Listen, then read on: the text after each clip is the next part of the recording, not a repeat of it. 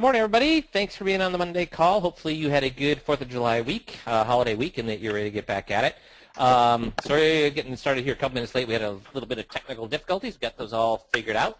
As usual, this is the best time for you guys if you have questions, concerns, things going well, things going poorly. Now would be a fantastic time for you to submit those questions either via raise your hand and we can talk, or via the chat sessions, and Missy can relay your questions and concerns. So you've got those. Now would be a great time. And then I would just want to, before we get started with Jason today, I want to just reiterate. I've had a lot of people, saying that they've got time on their hands in the summer, and what should they be doing? And I cannot tell you enough to be mastering the selling part of the system. The first meeting, the agreement meeting, the second meeting, the disclosure meeting, master those so when we come into this fall, because you should all be planning to do 2 events in September and 1 in October. So 2 in September and 1 in October, because you're going to be taking November, December off again because of the holidays. So you should be looking at 2 in September, 1 in October, and you want to be perfect on the meetings. You don't want to be learning the meetings while you're doing the events. You should already know them before you do the events. That's what's going to be successful. And Jeff, in the past, we've gone over this, but it just seems like people are selectively hearing what we're saying. Are the guys in the past that have made $500,000 or more, the dozen of guys that have made $1 million, were they excellent at the marketing, or were they excellent at the first and second meeting? They were excellent at the first and second meeting. I mean, because your marketing, yep. Go ahead, you don't know how many people you're going to see. I mean, that can go up and down, and it could be a little bit variable, and it's more difficult to get people in. But if you're good at selling, you can make a lot of money even seeing 8, 9 people from an event. So, you want to be good at those meetings. You don't want to be practicing in front of people, especially in the fall when it's the best time to market and to get people in. Well, you bring up a great point, Jeff. So many of these guys, when I've asked, why aren't you sending me in tapes? Why aren't you scheduling time to role play with me? Because if you don't have a tape, Jeff and I'd be more than happy to role play with you. You don't even need a tape, just so you can get excellent at these meetings. The thing is, guys, when you were in, for those of you that are athletes, did you practice in the game? So if you're a football player, did you never practice on the practice field? You just showed up every Friday night to play football. That's how you practiced. No. For every tackle you made on the field, how many tackles did you make in practice? For every catch you made on the field, how many catches did you take in practice? And Jeff, is it possible to learn this system by practicing in front of clients? It's tough because it's really tough. I mean, the problem with being in front of clients when it's live is, you're trying to listen to what they say, and you're trying to react to them, and it's hard to think about, what you should be saying in response, and I just think it's a lot easier to have it down cold. Once it's part of you and it's internalized, then it's a lot easier to listen, and it's a lot easier to just to do the meeting. Well, and how many number one meetings, how many agreement meetings are they doing in a week? Not very many. Not very many. So if I'm going to learn Spanish, could I learn Spanish by showing up to Spanish class once a week for an hour? It's going to take you years. How about if I show up to Spanish class twice a week for an hour each? It's going to take you less years, but still years. But if I really want to learn Spanish, the quickest way to learn it is immersion. And what is immersion, Jeff? Just going over to the country or going somewhere where that's all they speak and just being part of it. Over and over and over and over and over and over. And we've all heard that in order to master something, in order to master anything, whether it's guitar making, your golf swing, playing the piano, 10,000 hours. 10,000 hours what it takes to master something. So guys, how many meetings are you going to have if you're going to master this? And again, please understand, the marketing has not been what's made all of our guys that were hugely successful. It was the ability to conduct the meetings the way that we have them set up. So I just wanted, now is the time to be practicing these things. Even if you practice 5 hours a day, it would be 5 hours well spent, guys. So, any questions come in, Missy? I did have one question. Yeah. Martin asks, how do you go about, that he's been studying the initial agreement meeting, and how do you close the meeting? How do you close the meeting? So when we do our little secret close, we say, so I look forward to you becoming a client of mine. And then we stay silent. And if they say, well, I don't know about that, we'll just have to see what you have. I'm not making any promises. That's the 50% that we're not going to work with. And with those people, we're going to circle around and try one more time. And we're going to say, I can understand, get on their side. I can understand that you want to see what we have and all that. All I'm asking is that if we do these things, I'm going to get more direct this time. If we do all these things, you find out that there's lots, there's not little problems, but big problems, and we find lots of solutions for you. Are you going to do those solutions with me, or are you going to take them back to your other guy? And they say, well, again, I'm not going to make any promise. We have to see. And I say, well, you know what? Here's what we need to do then. What you need to do is you need to go home and think about, what we've talked about, and then decide whether you think this is a good process to go through, and if you're prepared to make changes if the changes need to be made, and if you make those changes, would you make them with me? And, make up your mind, and if you decide that is the case, then give me a call, come on back, and we'll get started. If it's not the case, God bless you, and I wish you all the hope, all the luck in the world, and if you ever want to come back, the door is always open, and I can't tell you how much I appreciate you coming in today, just simply like that. If that's how you kick them out, if they're part of that 50% you don't want. If they're part of the 50% when you say, I look forward to becoming a client of yours, and they say, well, if you can do the things you say you're going to do, Mike, and I say, yeah, only if. Only if. So here's what let's do. Let's go to the front desk. We'll make an appointment for a week out. We'll give time, and then what we'll do is you'll give me time to look at all of your documents, go through all of the statements you have, all of your legal matters, all of those things, and then when you come back, we'll just go through the process and at your pace. How does that sound? I mean, it's very simple. It's probably the same way you've closed meetings for your whole life after you've gotten the commitment. So does that help, Martin?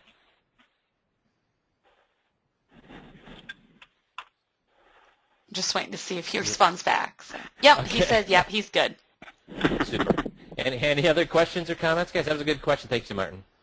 Any other questions? Nope, nothing else right now. Okay, then I will turn it over to Jason. There's a lot of things happening in the product arena right now, and Jason's been nice enough to come on and let us know what's going on. Good morning, guys. Thanks, Mike. I appreciate it. Hope everybody had a great 4th of July. Enjoyed the barbecue, food, family. Summer's a good time to be thinking about what Mike is talking about with the system and implementing those things, make sure that's most important. I wanted to get in front of everybody because, as Mike alluded to, there are a lot of changes going on.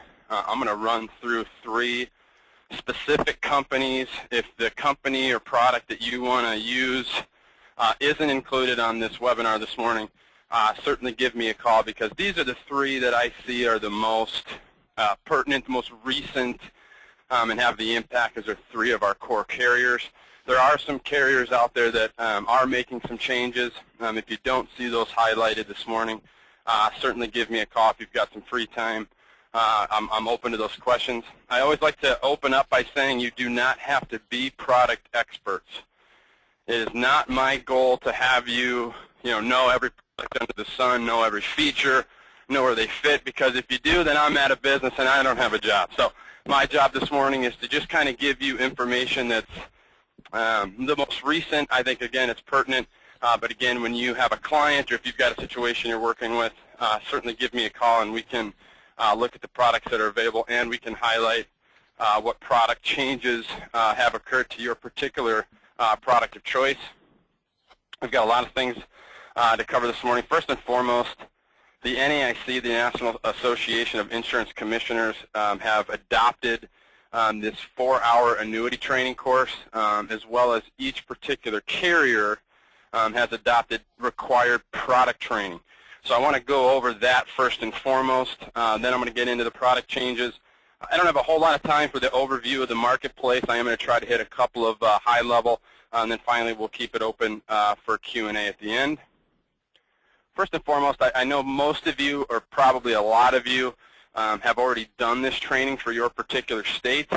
If you have not, I want to make sure that if you take anything away from what I'm going to talk about this morning, I would like it to be this. Because there's a handful of states, I have the state list in an upcoming slide, but there's about 20-25 states that have adopted this training. If you've already gone through this, then you know. If you do not do both the annuity 4-hour class, which by the way doesn't take 4 hours, but at the end of your class, it's a 4-hour product training. It does qualify for CE. You will need to complete that as well as the particular product that you're using. Each carrier has a 10-15 minute module for that particular product. So if you do not complete these two components prior to solicitation, 99.9% of the carriers will require you to go out and get a new set of applications. So this is very important in the particular states where this is have been adopted. They add new states every day. I would anticipate that everybody on this call will have to complete this training if you haven't already. It's really going to be a smart idea for you to simply go out and complete the training. Remember, if you're with 6 companies, so let's say you're with Aviva, Allianz, American Equity, Great American, Oxford, Forsyth, you name it, Lincoln, you're going to have to complete this 4-hour training course as well as complete the product training for each product that you want to use. Okay, I don't recommend that you go out and just do the product training, for every product that you've ever used. But I do recommend just keeping in mind in the back of your head somewhere to say, hey, if I'm going to use this particular product today, 1, have I done my NAIC 4-hour training? And number two, have I done the carrier product training? So okay, Jason, can I clarify then? So the NAIC is a one-time deal that you do for all insurance companies, correct? You bet. You bet. Okay, and then each of the companies have several products, so you might end up even with one company to do several mini trainings as well. Is that correct? And then exactly. Are these annual, or are they annual, or are they annually, or one-time deals? No, one time. So look at Great American for an example. I've got reps, you probably on the call, that have used both the Safe Return and the American Valor 10. So if you've done the Safe Return training, you are good to go. But if you've never done the Valor 10 training, you will need to do the 10-15 minutes it takes to run through that particular training, which is separate from the NAIC 4-hour training. You do it once, and what's cool is a lot of us are licensed in dual states.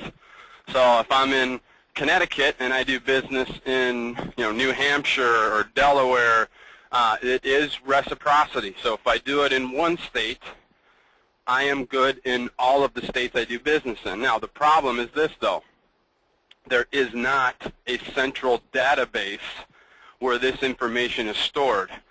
Much like LIMRA, where if you do your anti-money laundering training, LIMRA, if you did it there, that's a central storing house for your certificate, for the fact that you did it, blah, blah, blah, in most cases. Now here with this NAIC training, there isn't a central database. So if you send our office your 4-hour annuity training course, which is really my call to action for you today, is if you've done it and you don't think that we have it, please email it to me directly. I can give you my email at the end. But I really would like everybody to have their NAIC product training completed. Braze will get it, and then we just automatically send it on to that particular carrier that we have you contracted with. Whether you've sold a piece of business or not, I recommend that we get it in just to keep that on file because, again, there's no central database for a carrier to go to check and see if you've done it. So if you did an app tomorrow for National Western or you name the company, if they don't have that 4-hour product training, they will, or the 4-hour NAIC training and the product training completed, they will cancel the policy. They won't even look at suitability. They won't start reviewing it. They won't do anything. So this has to be completed prior to the sales solicitation. So guys, and whether you're out selling you have cases right now or not, summer is the time you should just get this out of the way because in the fall you should plan on selling a lot of things with what we're planning. So you don't be diddling around with this in the fall when you should be in front of people. So right now be the right time to be getting this stuff done. No, that's why I felt, Mike, it was important Yep. for me to jump on this morning. Yep. Because when you look at these list of states, from Alaska all the way down to Wisconsin, this is a pretty exhaustive list. You'll notice Louisiana is on there. Louisiana just adopted it. If your state isn't on here, I want you to think about, do I do business in any of these states? Because again, if your resident state is, you name it, but the state next door that you do business in, you will need to do this for that particular state. And I also want to note some carriers, in fact most of them, not all of them, but most of them. And again, if you're working with a particular carrier, call me, we can discuss it. But some carriers, F&G comes to mind, they've made the decision to require the product training for all states. So you could be sitting in one of these states that's not listed on this list here, and you're thinking, oh, I'm good to go, Jason, put you on mute, go put some, type some emails or something like that. That is not the case, because F&G, among other carriers, are just saying, hey, we want the product training regardless. We're getting ahead of the curve, so to speak, and even though the NAIC 4-hour annuity training course isn't required in that particular state, we are going to require the product training.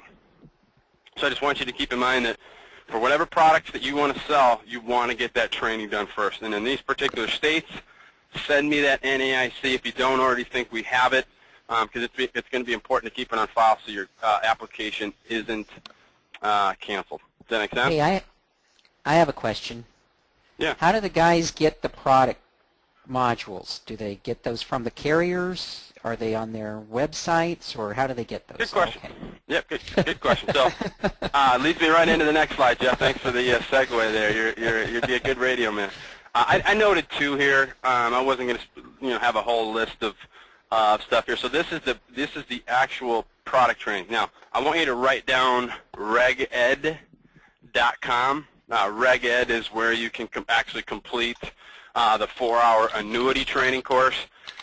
Each particular carrier has a website, or within their website, or at least Great American has a link that you send out, and here's two of them. One of them is for the Aviva. You'll notice on Aviva, on their webpage, they've got a big box that says, NAIC training, regulation, blah, blah, blah, product training. You click on that box. It's actually going to give you the opportunity to do both right there. Allianz is a little bit different. Allianz has a business builder, they call it, that has each individual product listed. A smart man might take 45 minutes, an hour, and go through every product training so you're good. But most of us are, short-term ADD sales guys. We want to do it whenever we need to do it, and Allianz and most other carriers has them listed in the product listing order. So they'll have, Endurance Plus or Mastered XX, and you just take the 10-15 minute.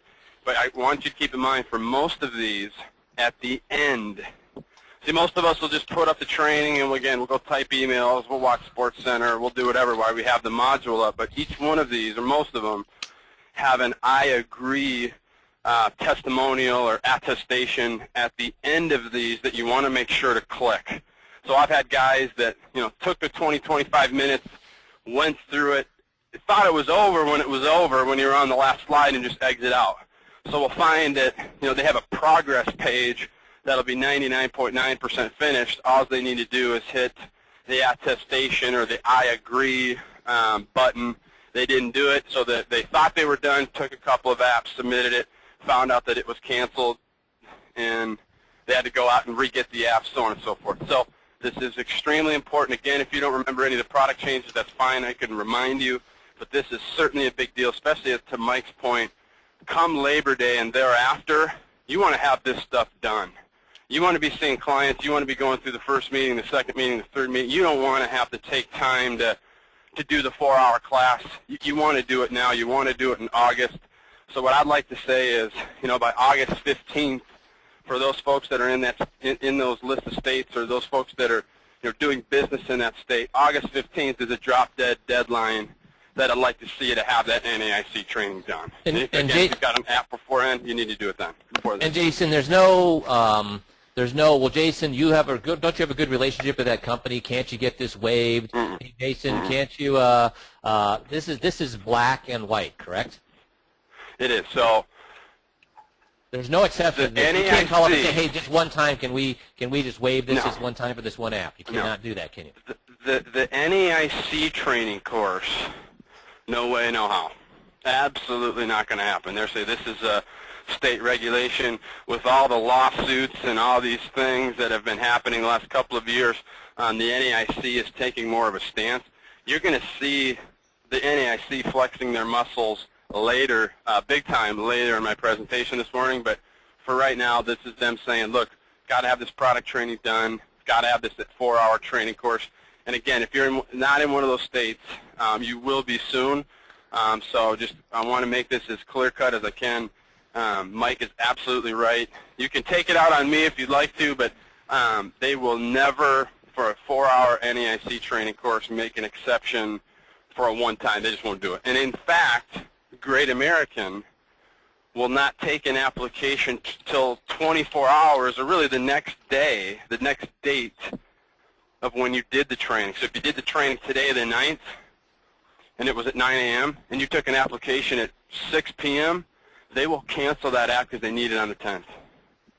They're that stringent on this particular guideline. So it's a big deal.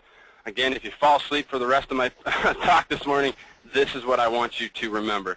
And if you've got any questions, certainly I can address those now, or we can you can give me a call afterwards. And Jason, Any questions, Misty? is the NAIC training a pay for, like, continuing ed type class that they need to take, or is that's a it good question. sponsored by one of the insurance carriers? No, it's a good question. It depends on the state. Texas, I know, you pay for it if you want CE credit for it, which you'd be a fool not to. You know what I mean? So if you have to meet some CE requirements for your insurance license, you might as well pay the $15, $16 to have this go for your CE. So not all states are like that. Most of them are free. You go out to the Reg Ed, you take it, you're done. But I believe in some states, if you want it to count towards CE, you can pay the $15. Do you have any other questions out there? And will the non-NAIC states be adopting the training? And it sounds like, yes, they will be all at some point. Yeah, they do. Like I say, Louisiana just adopted it like last week. Every day, new states are adopting it. You don't see a state not adopt it. It's just if it takes time to go through their insurance department, takes time to just the bureaucrat, the red tape, whatever you want to say, so it takes time to get through. And what's funny is it's traditionally, the list of states that you have there are normally the states that approve a new product quick. Colorado, for example, comes to mind. But you don't see Pennsylvania on there. Pennsylvania takes a year to approve a new product when a company wants to address it. So it kind of depends on the state, but I would just think in the back of my head, at some point, I'm going to need to do this. If you're sitting in a state that doesn't requirement, you're lucky, but you just want to stay cognizant. And we try to do the best we can of, and so do the carriers, quite frankly. If you're with most of these carriers, they'll send out an email that says, hey, attention Utah agents, the NAIC just adopted these guidelines. Make sure you go to the following webpage to do your training and whatnot. So us as advisors resource as well as the carrier do a good job of letting agents know in that particular state when the NAIC has adopted it. And another question, if they took the NAIC training now, but their state did not require it now, and their state later does adopt it, do they have to retake it at that point, or once they've taken it, now they're good to go? Yeah, good question. So most, like I say, it's an important point, have reciprocity. I don't know what other word to use, but so if you did it in Arizona and Arizona required it and New Mexico hasn't, but your resident state, let's say, is New Mexico, but you did it in Arizona, as soon as New Mexico adopts it, because remember, it's really just the carrier policing this thing, so it's not like the state of New Mexico is going to call you and say, you know, hey, where's your training? It's more of the carriers are in charge of policing this. So if you're with Allianz, as an example, and they have your Arizona NAIC training, you're good to go. So if you do a case in New Mexico, you're good. It's not a state-specific 4-hour training course, but you will have to do the product training for that particular carrier if you haven't already. And I would just say, guys, as a general rule, consider yourself having to do the product training, period. So if you've never done an income preferred bonus product training before and you want to sell that particular policy, yeah, you want to go out and do the training. It takes 10 minutes. It's really easy. And like I say, most carriers require it even if you're not in an NAIC state. That's all the questions so far. Okay, so if you have any questions, certainly let me know. Most of you probably have my phone number. I can give it out at the end. But if you have any questions about your state or the product suite that you want to use, let me know. We can check your status at most of these. And you'll probably remember doing it because it's a 10, 15 minutes of your life you'll never get back. But they're pretty easy. There's not a test. There's not something that you fail or something like that. So, which leads me right into the product changes. Wanted to start this morning with Aviva. I want to reiterate, you do not need to be product experts. You do not need to know what the bonus, what the cap is, whatever, blah, blah, blah. You do not need to be product experts. That's my job. That's why I'm here. But I did want to let you know that this is hot off the presses. July 14th, effectively, is when these product changes will go into effect. This is one of my top carriers. A lot of you guys use them. For two of their best products, really, it's the Lifetime Solutions and the Income Preferred Bonus. The Lifetime Solutions bonus is decreasing by 1%, so that bonus, in effect, will be 5% for premium over 100K and 4% for premium under 100K. So they've got a premium band. They're one of the few carriers that do. So anything over 100K, 5% bonus, which used to be 6, and then anything under 100K is a 4% bonus, which used to be 5. And you want to keep in mind there are some state specifics out there. Pennsylvania comes to mind, Minnesota comes to mind, Connecticut comes to mind. There's a little S series. Just give me a call after that, or after this morning, and we can talk about your particular state. The roll-up rider, the income rider on the Lifetime Solutions is also decreasing by 50 basis points. On the Lifetime Solutions particular annuity, it is a simple interest roll-up. For over 100K, it's going to be a 7% simple. For under 100K, it's 6. Used to be 7.5 and 6.5. Now it's 7 and 6. It is simple interest, but what's neat about the Lifetime Solutions is that income rider, that income value, does go at death. So it's taken out over 5 years. So it's one of the unique features of the Lifetime Solutions that, if you defer it 10 years or 2 years or 20 years, that value will go at death. The interesting thing here on Aviva is it has to be in good order received by 7/13. So heck, we got 3-4 days. We used to call them a fire sale, but you've got a couple of days. If you've got some clients sitting on the fence, try to get me that app as soon as you can, or simply overnight it to Aviva. By the 13th, funds must be received by August 27th. So you do have some time to get the premium there. It doesn't have to be cash with app. Doesn't have to issue on the 13th. The application simply needs to be received. I have a lot of agents that'll, if you've got a client sitting on the fence, they'll say, hey, Mr. and Mrs. Johnson, let's get this app in. We're not making the final decision to, keep or take the policy, but we are locking these rates, so we have till the end of August to make our ultimate decision. So that's a big change. What I think is an even bigger change is the following. It's the income preferred bonus. Now, most of us probably remember the good old days when Aviva was rolling up at 7.2. That value went at death. Life was good. That has changed dramatically. The income preferred bonus is one of my #1 sellers. You're going to see that bonus is reducing 1%. So it's going to go from 6% up front to 5%. Again, same effective date of July 13th. And can I jump in here, Jason? Yeah. Can I jump in here? Because you're talking about all these reductions in bonuses, et cetera, and I know that just from seeing these things happen in the last 25 years of me doing business and the last 10 years of me coaching, advisors and agents tend to freak out about this. But Yep. the fact is, a client does not know Right. that the bonus has gone down. So when I sit down with a client and say, you can get a 5% bonus, they're like, really? I can get a Yeah. 5% bonus just for this? Or, I can get the income roll up at 7%. Really? I can get a 7%? They don't freak out that it's gone down from 6 to 5 or 7.5 to 7. They just think, wow, you're going to give me that kind of bonus? So, guys, don't freak out about this. When you sit down with a new client, they're not going to know that it's gone down, and they're going to look at 5 as good as 6. Mike, you're absolutely right. Nail on the head. And you want to keep it in context, too.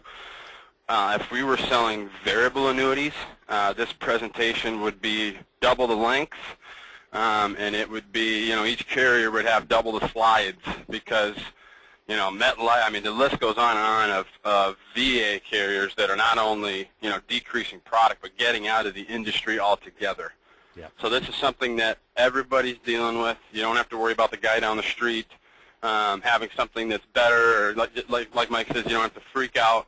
A quarter basis point on or 25 basis points on the income rider at the end of the day ends up being, after a 10-year deferral, $300, $400 a year. So today it rolls up at 6.25% compounding. Tomorrow, or the 13th, if you will, it's going to roll up at 6. Still not that big of a deal. I run spreadsheets weekly on, roll-ups, what carrier's doing the best. We don't, put in all parameters or all deferral periods and all ages, but, that general 65, 100,000, Aviva's going to be right there at the top, even at 6%. So it's still competitive, still has the nursing home doubler, which is almost like a slam dunk at the end of the sale. Note that there are a couple of states, Texas, South Carolina, and Oregon. I know we've got a couple of guys on the phone in Texas that has not changed. This change has not taken place. They have filed with the state. We don't know how long that's going to take, so just stay tuned for more information if you're in those 2 states. I also wanted to take a couple of minutes. Most of us stay abreast of current events, industry information. I wanted to talk about Aviva. There's probably been a lot of questions. I'm sure there's a few of you out there thinking, well, what is going on with Aviva? Are they selling? What are they doing? I'm going to just take a couple of brief moments to give you my take. There has been a lot of rumors that Aviva USA is looking to sell their book. I can't sit here as one of their FMOs confirm or deny that. Hell, I have no idea. I'm not in that boardroom. But I can give you some of the history. The rumor started because Aviva USA used to be a part of Aviva North America. So Aviva, their operating entities, because obviously they're a London-based company, Aviva USA and Aviva Canada were one unit.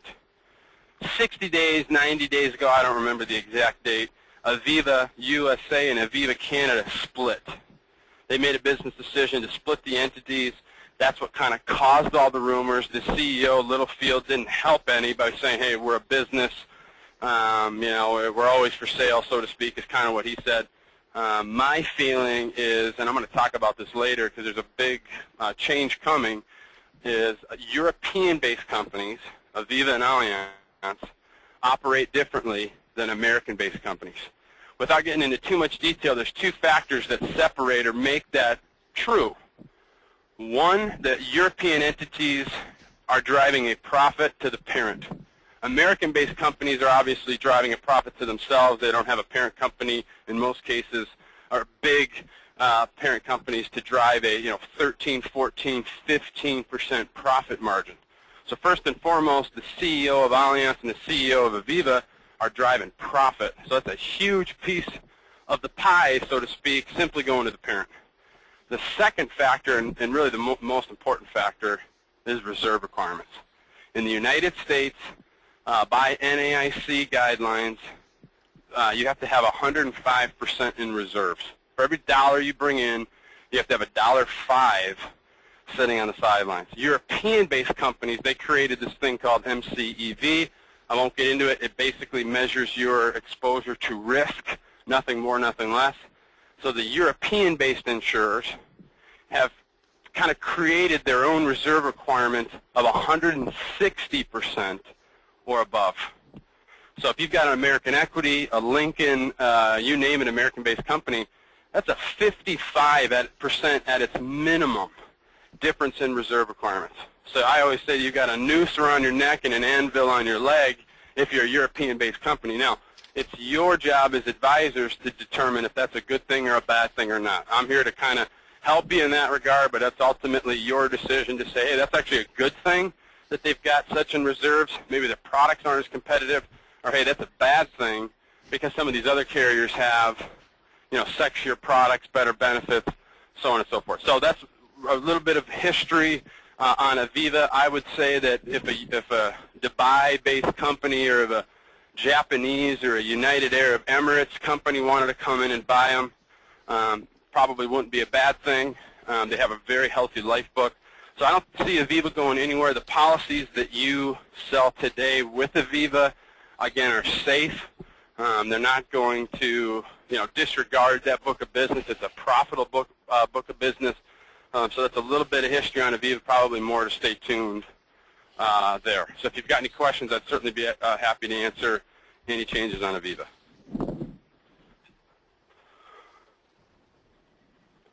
Anything, Missy? Doesn't look like it? Nope. Okay, so lastly, to close that up, like I say, I want you to write down the date, July 13th, to receive the quote-unquote older rates. Must be in good order, and more importantly, they will not accept faxed applications. So you will need to get the hard copy in. If you need the address, certainly let me know. The guys will normally, in these types of situations, fax me the application, have my new business team look at it, see if there's anything that needs to be changed because we want it in good order. And then you can overnight the app from your office, or if we've got time, you can send it to us, and we can overnight it. So that's Aviva. It'll be there by August 27th, which leads me to Allianz. Now these changes have already taken place. They went into effect July 2nd. Wanted to make sure that you guys were cognizant of these changes. First and foremost, commission decrease across the board. When I initially told guys it was 5%, they were freaking out thinking that went from 7 to 2%. That is not the case, but I did have some guys freaking out about that. But it did go 5%. So what that means to you is a 7% commission, because most of Allianz products are around that 7% through age 75. You're going to see some reductions, obviously, from 76 to 80. But I highlighted 7% commission to 6.65. Not a big change, but a significant one. So you'll see Aviva makes the decision to not touch comp, touch product. Allianz is kind of doing both, with emphasis more on commission, I guess. Masterdex X, which is the #1 seller in the industry, I think the last 3 or 4 years, you're going to see the bonus decrease 1%. So it's going to be a 5% upfront bonus instead of a 6%. The roll-up rate is also decreasing 1%. The roll-up on that will be 6% simple interest instead of 7%. I'm not a big fan of the X for income planning, but we can look at it as a 5% 10-year walkaway. Masterdex 5 Plus, believe it or not, they have a product that rolls up at 2.5%. It used to be 3, went down 50 basis points. On their preferred line, the 365i bonus went from 6% to 5%. You're going to see a common thread from these 10-year walkaway products. That's really the hardest thing for these actuaries to price, is a high upfront bonus on a 10-year walkaway. But the income rider also changed from 6% to 5%. Keep in mind on the 365, it is a 5% simple roll-up, but they stack index gains on top of it. So for those states, it's a pretty decent product. That's Allianz in a nutshell. Any questions on Allianz? Guess not. Doesn't sound like it. Okay. Nope. Allianz again operates under that same restrictions. I don't know if restrictions is the right word, but they operate under the same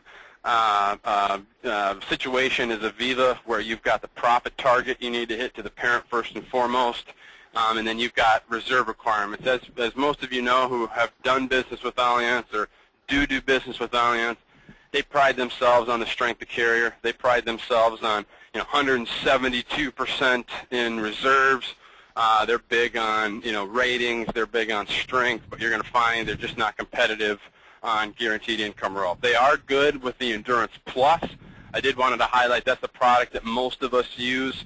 That is not changing at all except for the commission going from 7 to 6.65. So no changes to the 20% bonus product, no changes there at all. So, which leads me into Great American.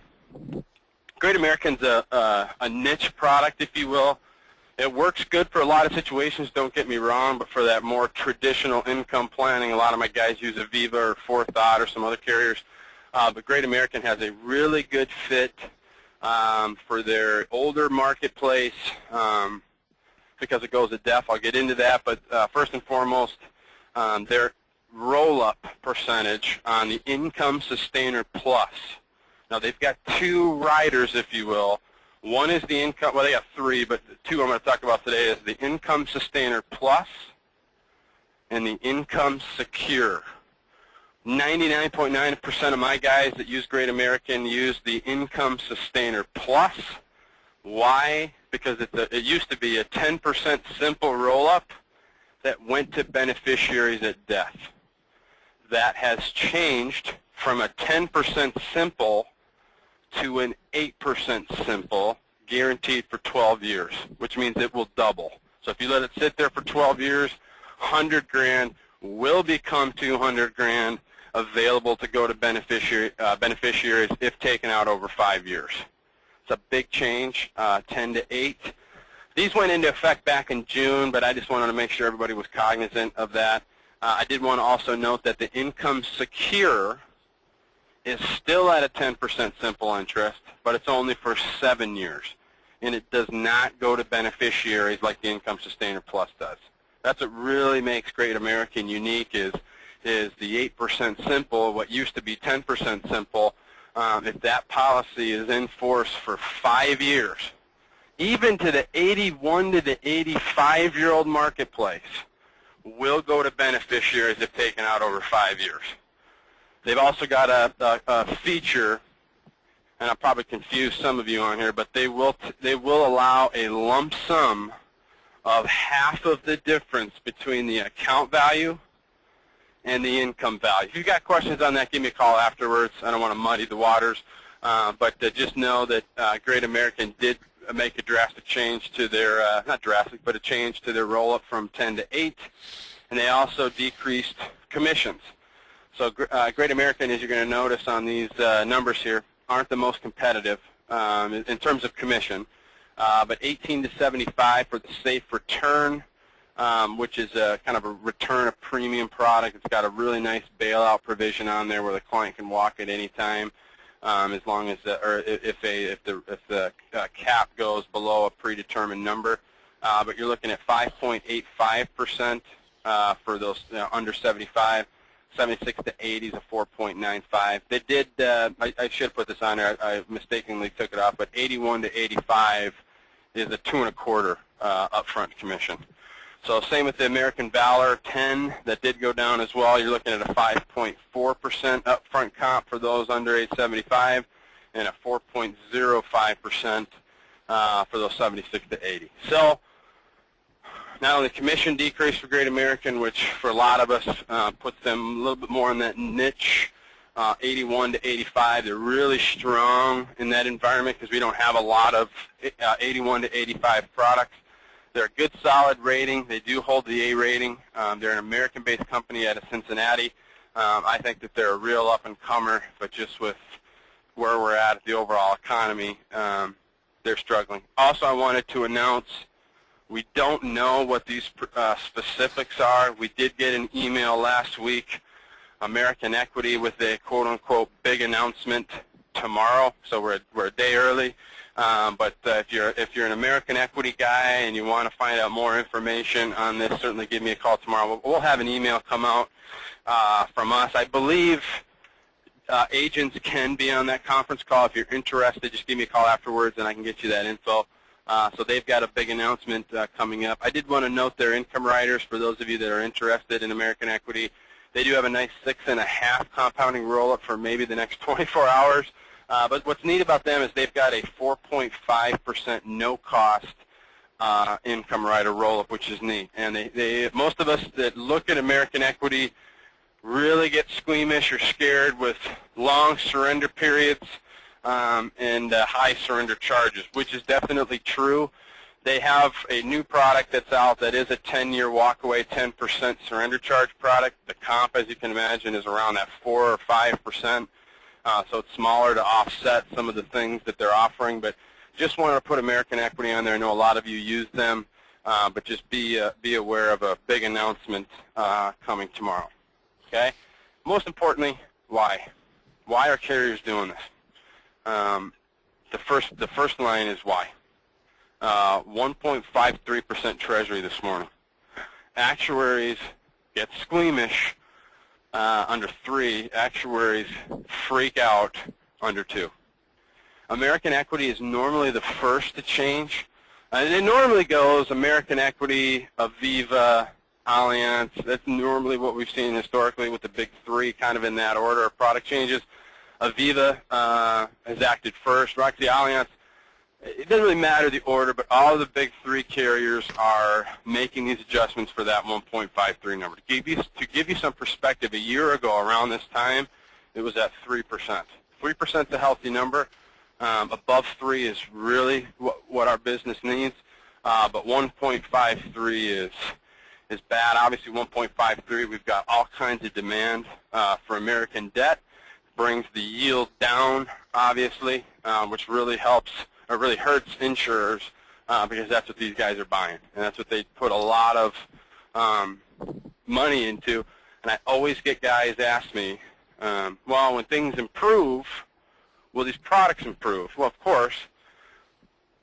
What I do want to highlight is, like on caps and things, when you give money to an insurance carrier today, when you issue a policy and premium is hit, they're going to buy this 1.53% investment. Most of them are. Most of them go to corporate bonds and some other things, but a lot of them are buying these treasuries. And the cap, the interest rate cap, whether it's a monthly sum or annual point to point, is tied to that number. So the caps can go up, sure, when overall interest rate environment changes, but for the most part, this block of business that's issuing between a certain time frame, most companies do it for about a month, is tied to that 10-year treasury.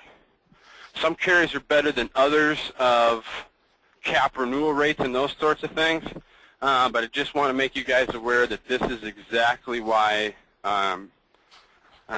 carriers are making this change. Secondly, I mentioned the NAIC flexing their muscles. There's a big thing. We don't have dates. We don't have a lot of information, but the NAIC is increasing reserve requirements on American-based companies. So they're looking at the European-based model of 160% and above as something that they want American-based companies to be on par with. So the American Equities, the Lincolns, the Security Benefit Lifes, the Forethoughts, all of these American-based companies, Genworth, will have to adjust their product as soon as this NAIC requirements are set down. So earlier, with making these product changes, the NAIC is doing their job. Now by increasing reserve requirements, they're taking more of a supervisory role. So they're actually going into the books of these companies and saying 105 isn't enough. So in order to have more in reserve, you got to take from somewhere. So you're going to see product decreases, commissions, maybe even more than what we're seeing. But what I feel and what a lot of my wholesalers at these particular companies are telling me is a lot of these changes are in response to an upcoming NAIC ruling change that's going to be huge. So we've heard July 31st as a date.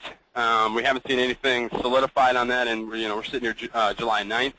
So there's a lot of lobbying, political wrangling, whatever you want to say, because that will have a big impact on the American-based companies to put more in reserves and put less into the actual product or into the actual commission and so on and so forth. So we'll have more information as that developed. Again, I see that as a big deal, actually. But as of now, that's all about the details we have. So I want to thank Mike, I want to thank Missy, I want to thank Jeff for giving me the time. It's really important, guys, that, again, you're not product specialists. You don't need to be. But I did want to, again, reiterate the fact that if you're in one of those states, you will need to do that 4-hour annuity training course, as well as any of the product suite or the product portfolio that you want to use. You will have to do that training. And if you've got questions, again, I'm here for you offline to guide you through how to complete all those items. So I thank you for the time, and I can open any questions. The thing I want to get in here, the other thing I want to get is Missy's waiting to see if there's questions, but I want to get in here and say that none of us like to see interest rates go down. We don't like to see commissions go down. We don't like to see any of those things. But as any of you have been in the industry long enough, maybe you can remember back when mutual funds were paying a 10% commission, and or that when we thought 3% was an unbelievably low interest rate to promise as a guarantee on an annuity. I mean, I used to say, yeah, the annuities would be, you do have a 3% guarantee on it, and everybody would look at you like, well, whoop-de-doo, when will we ever see that? We have to adjust to changing times, and so do these products. But as Jason pointed out, the reason these interest rates have gone down is because Treasury's at 1.53. So where else can these people go to get 5% guarantees? Where else can these people go to still get the guarantees we're talking about? They can't. And I think I covered here 2 weeks ago, 93% of the upper middle income and affluent are extremely worried about risk, and they don't want to take risk like they have in the past.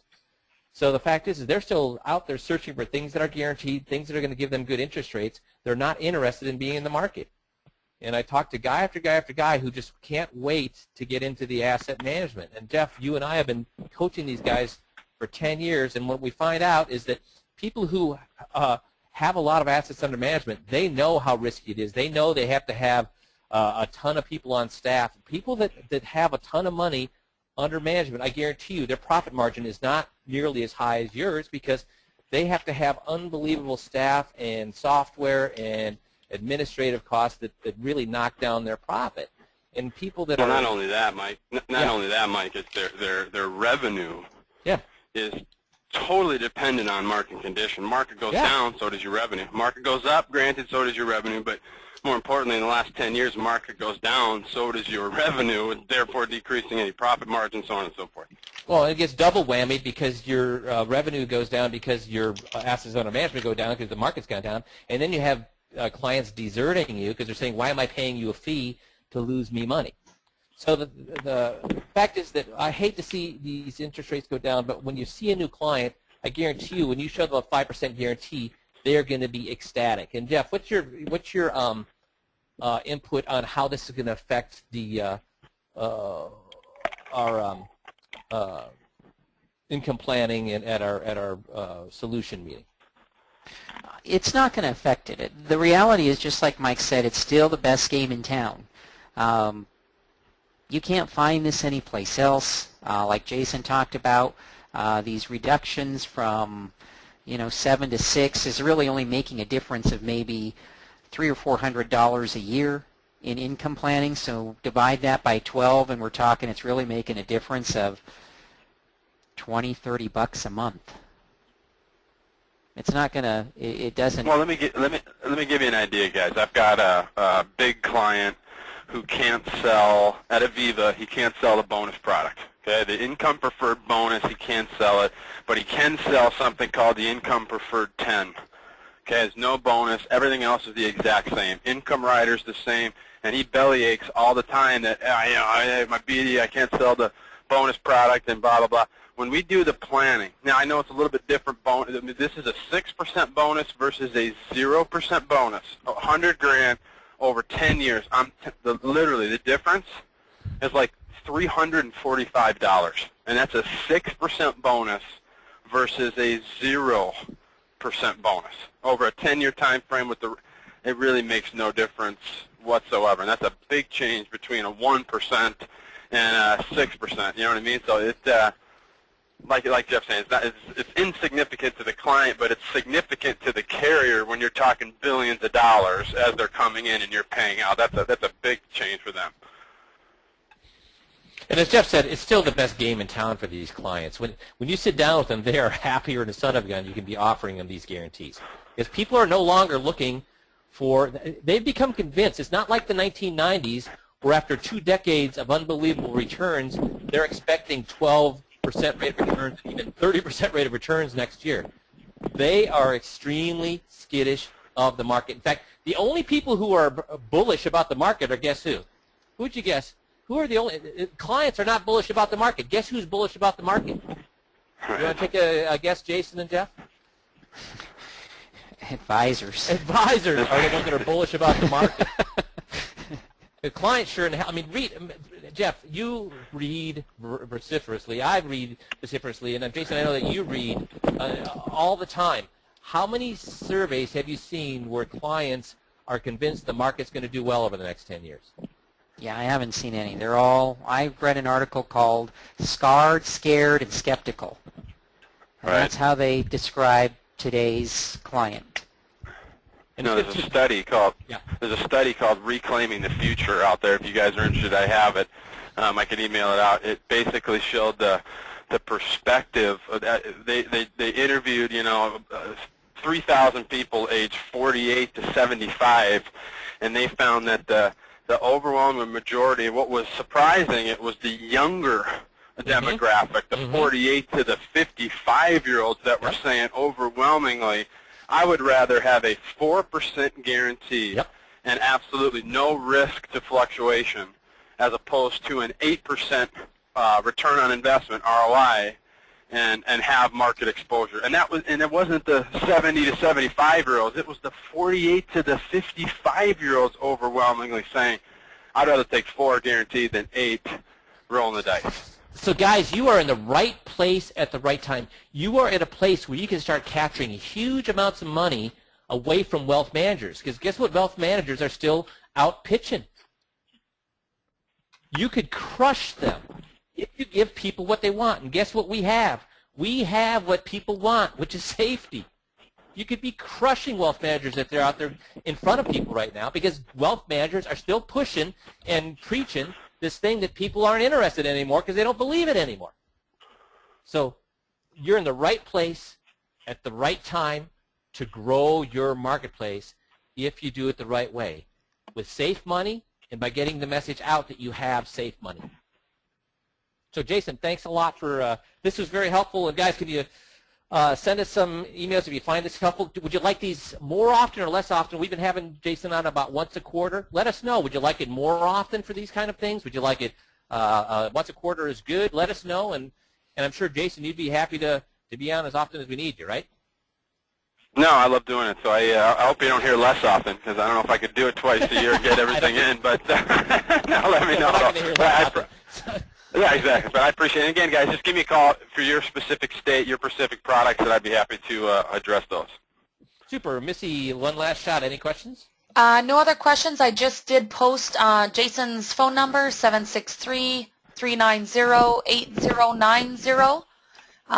And also the reged.com is for the NAIC training. And so I just posted that out for you guys. But that should take care of, Jeff asked, the title of the study that Jason just quoted?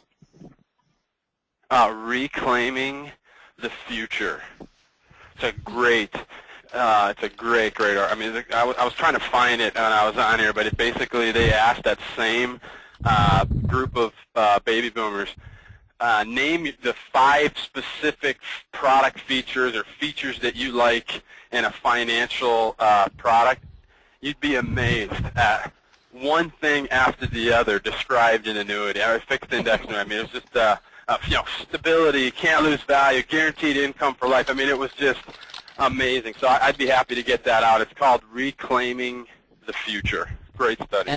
And that article, I believe, is out at Financial Advisor magazine, and they've got you can get it online.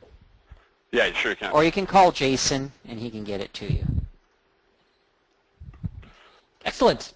Thank you, everybody, for being on the call. I found it very helpful myself. Thank you, Jason. And again, let us know if you'd like Jason on more often. We would love to have him on more often if you guys would like it. So Appreciate it, Jason. You guys, the rest of you, have a great week. Appreciate you being on the phone call today, and we are here to serve. So if you need anything, give us a holler. Thanks, everybody. Thanks, guys. Yeah, bye-bye.